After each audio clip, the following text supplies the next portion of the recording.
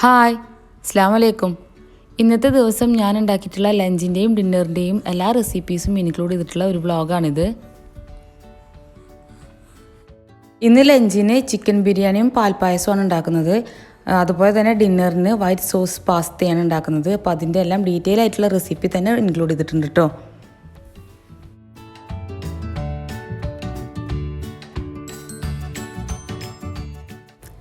ഞാനിപ്പോൾ കുക്കറിലാണ് പായസം ഉണ്ടാക്കിയെടുക്കുന്നത്. അപ്പോൾ കുക്കർ നന്നായി കഴുകി വൃത്തിയാക്കിയതിന് ശേഷം കുറച്ച് നേരം വെള്ളം ഒഴിച്ച് വെച്ചിട്ടുണ്ടായിരുന്നു. അതെന്തിനാന്ന് വെച്ചാൽ നമ്മളെ കുക്കറിൻ്റെ ഉള്ളിൽ എന്തെങ്കിലും കറകളോ മഞ്ഞ കളറോ എന്തെങ്കിലും ഉണ്ടെങ്കിൽ അതെല്ലാം ക്ലിയർ ആവാൻ വേണ്ടിയിട്ടാണ് അങ്ങനെ ചെയ്യുന്നത്. ഇല്ലെങ്കിൽ നമ്മൾ പായസം ഉണ്ടാക്കുമ്പോൾ പാല് പിരിഞ്ഞു പോവും. അപ്പോൾ എപ്പോഴും പായസം കുക്കറിൽ ഉണ്ടാക്കുമ്പോൾ സൂക്ഷിക്കുക, നന്നായി കഴുകി വൃത്തിയാക്കിയതിന് ശേഷം മാത്രം പായസം ഉണ്ടാക്കിയെടുക്കുക കേട്ടോ. 1 ലിറ്റർ പാലാട്ടോ ഞാൻ ഇപ്പോൾ ഇതിലേക്ക് ഒഴിച്ച് കൊടുത്തിട്ടുള്ളത്. ഇനി നന്നായി ഇതൊന്നും തിളക്കട്ടെ. ആ ഒരു സമയം കൊണ്ട് തന്നെ നമുക്ക് വേറൊരു പാനിൽ ഒരല്പം വെള്ളം ഒഴിച്ചിട്ട് ഒന്ന് തിളയ്ക്കാൻ വെക്കാം.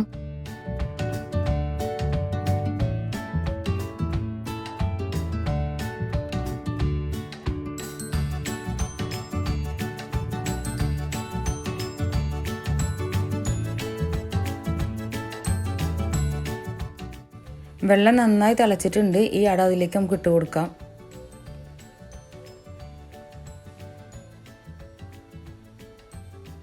വെള്ളത്തിന് അങ്ങനെ പ്രത്യേകിച്ച് ഒരു കണക്കൊന്നുമില്ല കേട്ടോ. നമ്മുടെ അട ഒന്ന് വെന്ത് കിട്ടാനുള്ള ഒരു വെള്ളം മതി.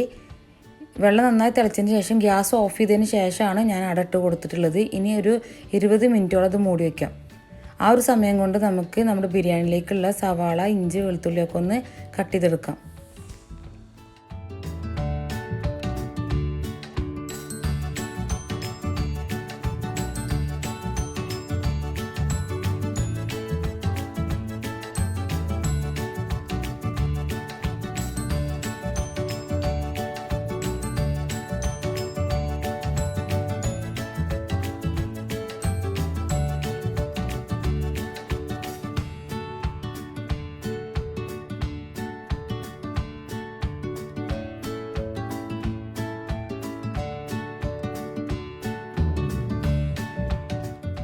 അപ്പോൾ നമ്മുടെ അട നന്നായി വെന്തിട്ടുണ്ട്. അത് ഞാൻ ഈ പാലിലേക്ക് ഇട്ട് കൊടുത്തിട്ടുണ്ട്.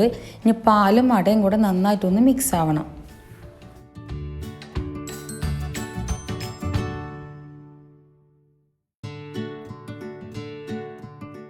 ഞാൻ ജസ്റ്റ് ഒന്നും കൂടെ ഇളക്കി കൊടുത്തതിന് ശേഷം കുക്കർ മൂടി വെക്കുകയാണ്. ഒരു വിസിൽ വന്നതിന് ശേഷം തീ നന്നായി കുറച്ചിട്ട് ഒരു 15 മിനിറ്റ് കൂടി കഴിഞ്ഞ ശേഷം ഗ്യാസ് നമുക്ക് ഓഫ് ചെയ്ത് വെക്കാം. നന്നായി തണുത്തതിന് ശേഷം മാത്രം തുറന്ന് നോക്കുക കേട്ടോ.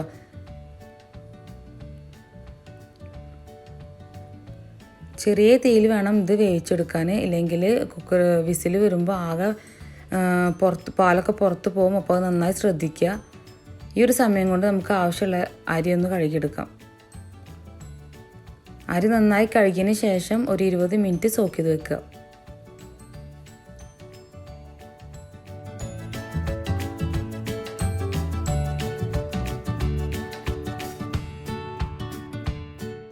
അപ്പോൾ നമ്മുടെ ചോറ് റെഡിയാക്കാനുള്ള വെള്ളം നന്നായി തിളച്ചിട്ടുണ്ട്. ഇതിലേക്ക് ഞാൻ ഏലക്ക, കരാമ്പൂ, ജീരകം കൂടെ ഇട്ട് കൊടുത്തിട്ടുണ്ട്.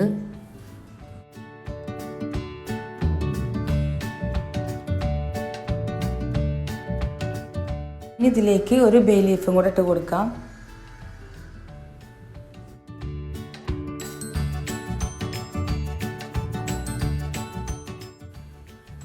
വെള്ളം നന്നായി തിളച്ചിട്ടുണ്ട്. ഇനി ഇതിലേക്ക് ആവശ്യത്തിനുള്ള നെയ്യ് ഒഴിച്ചു കൊടുക്കാം. ഇത് അരിയൊക്കെ തമ്മിൽ ഒട്ടി പിടിക്കാതിരിക്കാൻ വേണ്ടിയിട്ട് ഒഴിച്ചു കൊടുക്കുന്നതാണ്. പിന്നെ ആവശ്യത്തിന് ഉപ്പും കൂടെ ഇട്ട് കൊടുത്തിട്ട് നമുക്കിത് കഴുകി വെച്ചിട്ടുള്ള അരി ഇതിലേക്ക് ഇട്ട് കൊടുക്കാം.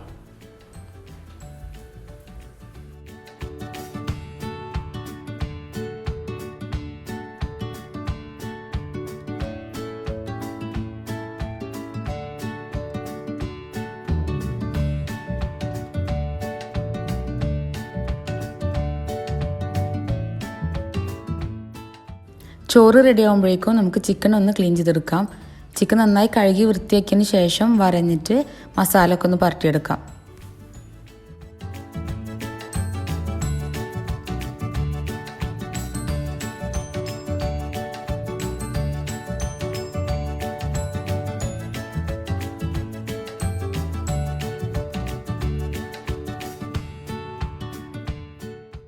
ഇതിലേക്ക് ആവശ്യത്തിന് ഉപ്പും ഒരു 1/2 ടേബിൾ സ്പൂണോളം മഞ്ഞൾപ്പൊടി, 1 ടേബിൾ സ്പൂണോളം മുളക് പൊടി, ഒരു 1/2 ടേബിൾ സ്പൂണോളം കുരുമുളകിൻ്റെ പൊടി കൂടി ഇട്ടിട്ട് നന്നായിട്ട് ഇതൊന്ന് മാരിനേറ്റ് ചെയ്ത് വെക്കാം.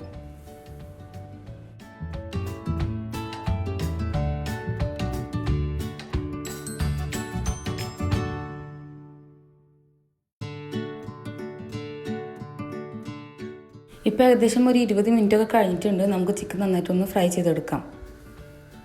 ചിക്കൻ ഫ്രൈ ചെയ്യാൻ ഞാൻ ഓയിലും പിന്നെ ഗീയും കൂടെ മിക്സ് ചെയ്തിട്ടാണ് എടുത്തിട്ടുള്ളത്. അപ്പോൾ അതൊക്കെ നിങ്ങളെ ഇഷ്ടം പോലെ മാറ്റം വരുത്താം കേട്ടോ. വേണമെങ്കിൽ ഫുള്ളായിട്ട് ഗീ എടുക്കാം, അതല്ലെങ്കിൽ ഫുള്ളായിട്ട് ഓയിൽ എടുക്കാം.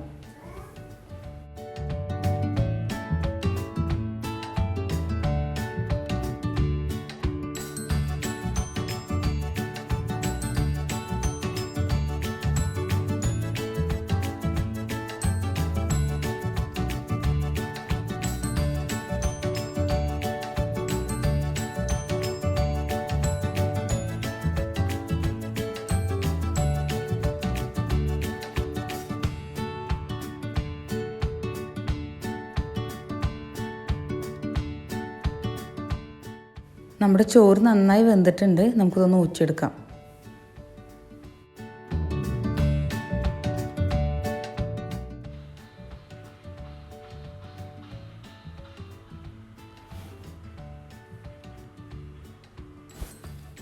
ഇപ്പോൾ നമ്മുടെ ചിക്കൻ ഒരു ഭാഗം ആയിട്ടുണ്ട്. നമുക്കിതൊന്ന് മറിച്ചിട്ട് കൊടുക്കാം.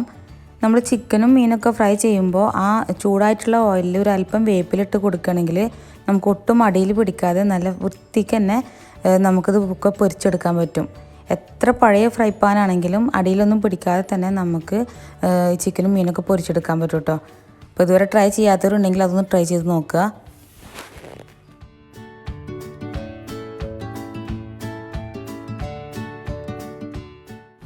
ഇപ്പോൾ നമ്മുടെ കുക്കർ വിസിലൊക്കെ പോയി 15 മിനിറ്റൊക്കെ കഴിഞ്ഞ് നന്നായി തണുത്തതിന് ശേഷം ഞാൻ അത് തുറന്ന് നോക്കുകയാണ്. പട നന്നായി വെന്തിട്ടുണ്ട്.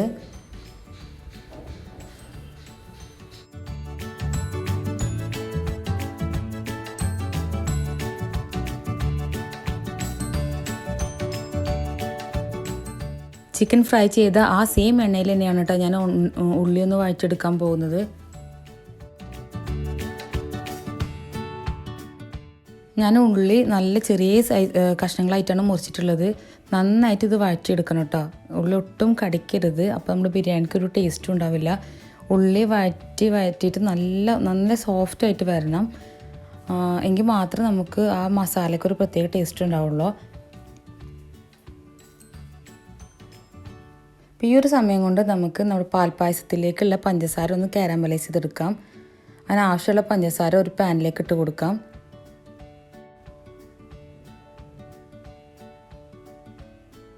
ഇതിലേക്ക് ഒരു അല്പം വെള്ളം ഒഴിച്ചിട്ട് നമുക്കിതൊന്ന് കാരമലൈസ് ചെയ്തെടുക്കാം. ചെറിയ തീയിൽ വേണം കേട്ടോ അത് കാരമലൈസ് ചെയ്തെടുക്കാൻ.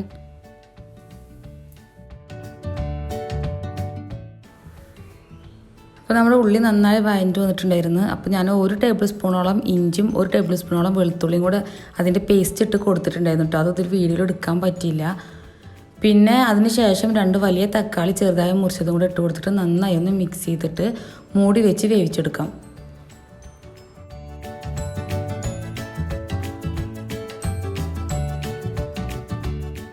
അപ്പോൾ നമ്മുടെ കാരമലൈസ്ഡ് ഷുഗർ റെഡി ആയിട്ടുണ്ട്. അത് നമുക്ക് പായസത്തിലേക്ക് ഒഴിച്ചു കൊടുക്കാം. ഇത് ഒഴിക്കും തോറും നന്നായിട്ടൊന്ന് മിക്സ് ചെയ്ത് കൊടുക്കുക.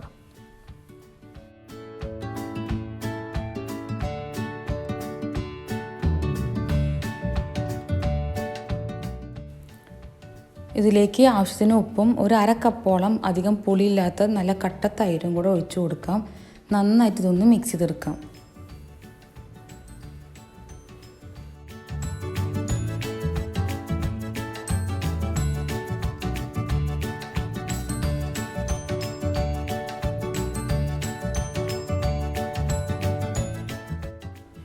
ഇനി നമുക്ക് ഫ്രൈ ചെയ്ത് വെച്ചിട്ടുള്ള ചിക്കൻ ഓരോന്നായിട്ട് ഇതിലേക്ക് വെച്ച് കൊടുക്കാം.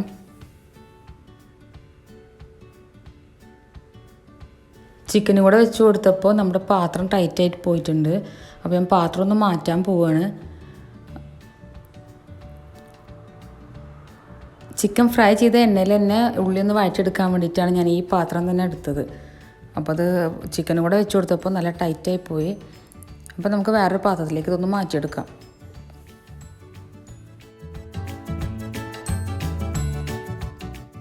ഇനി നന്നായിട്ട് ഇതൊന്ന് മിക്സ് ചെയ്ത് കൊടുക്കാം. ചിക്കനിലേക്കൊക്കെ നന്നായിട്ട് ഈ മസാല പിടിക്കണം. ഇതിലേക്ക് ആവശ്യത്തിനുള്ള മല്ലിച്ചപ്പും പുതിനയും കൂടെ ഇട്ട് കൊടുക്കാം.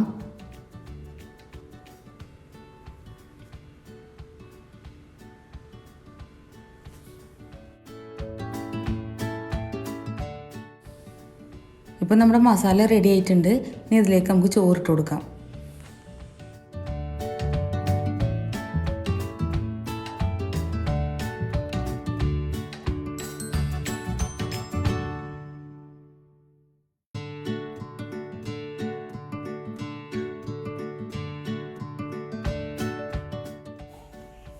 ഇനി ഒന്നുകൂടെ പായസം നന്നായി ഒന്ന് ചൂടാക്കാം. എന്നിട്ട് അതിന് ശേഷം നമുക്ക് കണ്ടൻസ് മിൽക്ക് ഒഴിച്ചു കൊടുക്കാം കേട്ടോ. അപ്പോൾ എത്ര മധുരം വേണം അതിനനുസരിച്ചിട്ടുള്ള കണ്ടൻസ് മിൽക്ക് ഒഴിച്ചു കൊടുക്കാം. നന്നായിട്ട് ഇതൊന്ന് മിക്സ് ചെയ്തെടുക്കാം. അപ്പോൾ നമ്മുടെ പായസം ഇവിടെ റെഡി ആയിട്ടുണ്ട്. ഇനി നമുക്കിതൊന്ന് അണ്ടിപ്പരിപ്പും മുന്തിരിയൊക്കെ ഇട്ടിട്ടൊന്ന് താളിച്ചൊഴിച്ചാൽ മതി.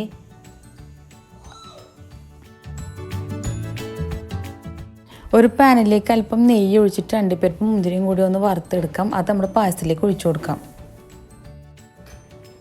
പായസം വറവിടുന്നതും ബിരിയാണി ദമ്മിടുന്നതും ഞാൻ അതിൽ കാണിക്കുന്നില്ല. ബിരിയാണി ഞാൻ ഇതിന് മുന്നേ ഒരു റെസിപ്പി ഇട്ടിട്ടുണ്ട്. അതിൽ ഞാൻ ദമ്മിടുന്നത് ഡീറ്റെയിൽ ആയിട്ട് കാണിച്ചിട്ടുണ്ട്. അപ്പോൾ അത് അറിയാത്തവർ അതൊന്ന് കാണാം കേട്ടോ. ഞാൻ ഡിസ്ക്രിപ്ഷൻ ബോക്സിൽ ലിങ്ക് കൊടുക്കാം.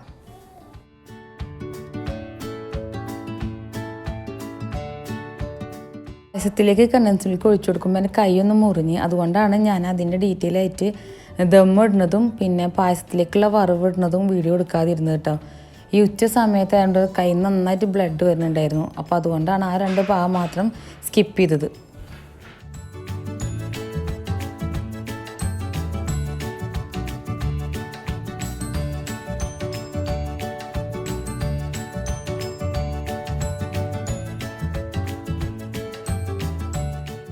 അപ്പോൾ നമ്മുടെ ചിക്കൻ ബിരിയാണിയും പാൽപ്പായസവും റെഡി ആയിട്ടുണ്ട് കേട്ടോ.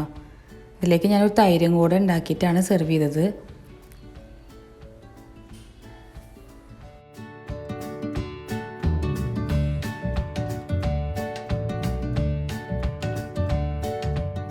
ഒരുപാട് പാത്രങ്ങളൊക്കെ ഉണ്ട്. അപ്പോൾ അതൊക്കെ ഒന്ന് കഴുകി ക്ലീൻ ചെയ്ത് ഭക്ഷണം കഴിച്ച് നമസ്കാരം കഴിഞ്ഞതിന് ശേഷം രാത്രിക്കൽക്കുള്ള ഫുഡ് ഉണ്ടാക്കുകയാണ്.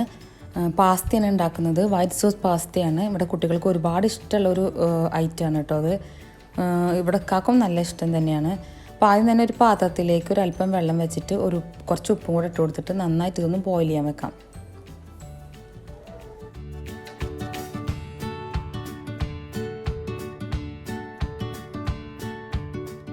ഇപ്പോൾ വെള്ളം നന്നായി തിളച്ചിട്ടുണ്ട്. ഇതിലേക്ക് 1 ടേബിൾ സ്പൂൺ നെയ്യ് ഒഴിച്ചു കൊടുത്തിട്ടുണ്ട്. ഇങ്ങനെ ചെയ്യുന്നത് പാസ്ത തമ്മിൽ ഒട്ടി പിടിക്കാതിരിക്കാൻ വേണ്ടിയിട്ടാണ്. ഇനി ഇതിലേക്ക് നമുക്ക് പാസ്ത ഇട്ട് കൊടുക്കാം.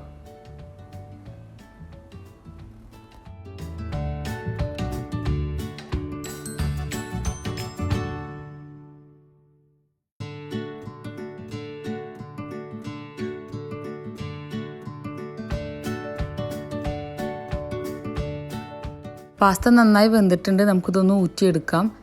ഒരല്പം നോർമൽ വാട്ടറിൽ കൂടെ നമുക്കിതൊന്ന് കഴുകിയെടുക്കുകയും ചെയ്യാം. അപ്പോൾ നമുക്ക് ഒട്ടി പിടിക്കാത്ത നല്ല ഫ്രഷ് ആയിട്ടുള്ള പാസ്ത റെഡി ആയിട്ട് കിട്ടും. പാസ്ത നന്നായിട്ട് സോഫ്റ്റ് ആയിട്ടുണ്ട് കേട്ടോ. നന്നായി വെന്ത് നല്ല സോഫ്റ്റ് ആയിട്ടുണ്ട്. ഇനി നമുക്ക് ഇതിൻ്റെ സോസ് ഉണ്ടാക്കിയെടുക്കാം. ആദ്യം തന്നെ നമുക്കൊരു പാത്രം വെച്ച് കൊടുക്കാം. അതിലേക്ക് ഒരല്പം ഓയിൽ ഒഴിച്ചു കൊടുത്തിട്ടുണ്ട്. ഇതിലേക്ക് ചെറിയ കഷ്ണങ്ങളാക്കി അരിഞ്ഞു വെച്ചിട്ടുള്ള ഇഞ്ചി വെളുത്തുള്ളി ഏകദേശം 1/4 ടേബിൾ സ്പൂണോളം ഇട്ട് കൊടുക്കാം. നന്നായിട്ട് ഇതൊന്ന് വഴറ്റിയെടുക്കാം.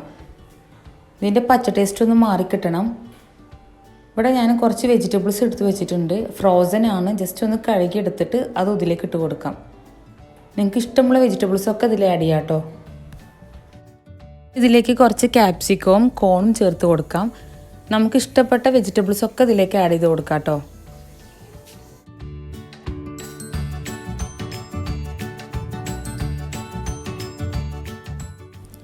ഈ വെജിറ്റബിൾസൊക്കെ നന്നായി ഒന്ന് മുരിഞ്ഞ് കഴിഞ്ഞാൽ നമുക്കിതൊന്ന് മാറ്റി വെക്കാം. വേറൊരു പാത്രത്തിലേക്ക് മാറ്റി വെക്കാം. നമുക്ക് സോസ് ഉണ്ടാക്കിയെടുക്കാം. അപ്പോൾ ഈ സെയിം പാത്രത്തിൽ തന്നെ 2 ടേബിൾ സ്പൂണോളം ബട്ടർ ഒഴിച്ചു കൊടുക്കാം. ബട്ടർ നന്നായി മെൽറ്റ് ചെയ്തതിന് ശേഷം ഇതിലേക്ക് മൈദ ഇട്ട് കൊടുക്കാം. 2 ടേബിൾ സ്പൂണോളം മൈദയാണ് കേട്ടോ ഞാൻ ഇതിലേക്ക് ഇട്ട് കൊടുത്തിട്ടുള്ളത്. ഇത് നന്നായിട്ട് ഇതൊന്ന് മിക്സ് ചെയ്യാം. ഇത് നന്നായി ഒന്ന് വെന്ത് വരണം.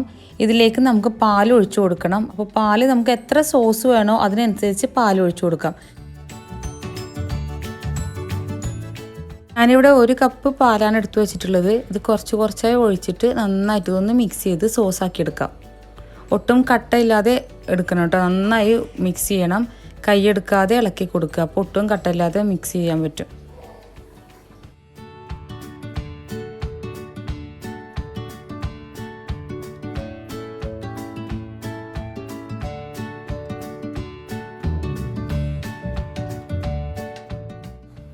ഇനി ഇതിലേക്ക് കുറച്ചൊരു 1/2 ടേബിൾ സ്പൂണോളം പെപ്പർ പൗഡറും 1/2 ടേബിൾ സ്പൂണോളം റെഡ് ചില്ലി ഫ്ലേക്സും കൂടെ ഇട്ട് കൊടുക്കാം.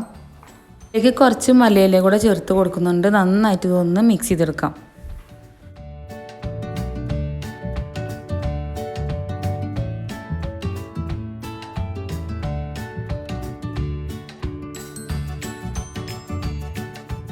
ഇതിലേക്ക് നമ്മൾ ഫ്രൈ ചെയ്ത് മാറ്റി വെച്ചിട്ടുള്ള വെജിറ്റബിൾസും വേവിച്ച് വെച്ച മക്രോണിയും കൂടെ ഇട്ട് കൊടുക്കാം. നന്നായിട്ട് ഇതൊന്ന് മിക്സ് ചെയ്തെടുക്കാം.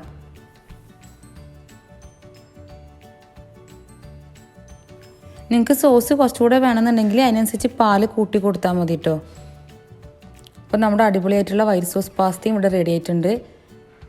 അപ്പോൾ നിങ്ങളെല്ലാവരും ഇത് ട്രൈ ചെയ്ത് നോക്കണം. നിങ്ങൾക്ക് ഈ വീഡിയോ ഇഷ്ടമായെന്ന് വിശ്വസിക്കുന്നു. ഇത് കുറച്ച് ലോങ് വീഡിയോ ആണ്, എന്നാലും എല്ലാവരും കാണുക, സപ്പോർട്ട് ചെയ്യുക. ഇതുവരെ സബ്സ്ക്രൈബ് ചെയ്യാത്തവരുണ്ടെങ്കിൽ ഒന്ന് സബ്സ്ക്രൈബ് ചെയ്തേക്കണേ. അപ്പോൾ അടുത്ത നല്ലൊരു വീഡിയോ ആയി കാണുന്നത് വരെ എല്ലാവർക്കും നന്ദി, നമസ്കാരം. താങ്ക്